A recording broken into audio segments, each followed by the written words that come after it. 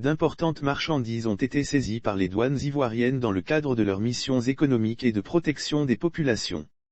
Les agents de l'unité mobile d'intervention rapide, UMIR, ont saisi, au cours du mois d'octobre 2021, 93 tonnes 775 kg, 93 775 tonnes, de marchandises prohibées à Saint-Grobeau, Abobo PK18, Abidjan, et Ara.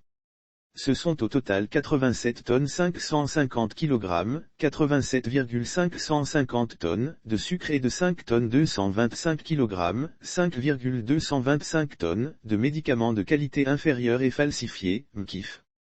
Les saisies de sucre ont été respectivement opérées à Saint-Grobeau sur l'axe Yamoussoukro-Abidjan, 60,050 tonnes, et à Ara dans la région du Moronou, 27,500 tonnes. Pour la saisie de Saint-Grobeau, les contrebandiers ont tenté de tromper la vigilance des douaniers, en prenant soin de reconditionner le sucre d'origine brésilienne et en provenance du Mali, dans des sacs estampillés Sucafsi, entreprise basée à Ferké.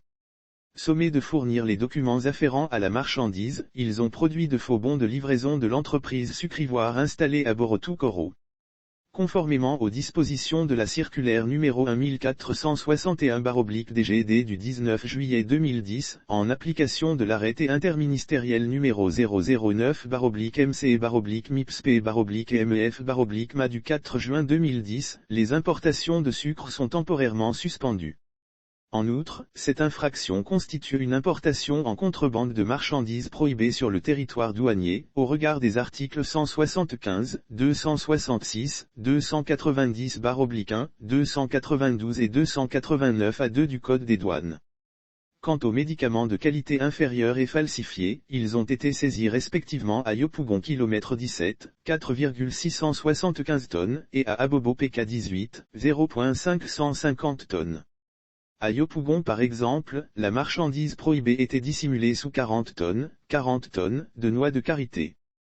Il s'agit donc de marchandises d'origine étrangère en détention sans document douanier et soumises à une prohibition relative, conformément à la loi numéro 88/686 du 22 juillet 1988 portant répression du trafic illicite des drogues et aux dispositions des articles 175, 266, 290/1, 291/1 et 289 du Code des douanes. Le général Pierre Alphonse, directeur général des douanes, a salué cette performance de ses services et a également encouragé les populations à dénoncer tous les cas suspects de trafics illégaux et invité les importateurs au strict respect de la législation en vigueur en vue de préserver la santé des populations et l'économie du pays.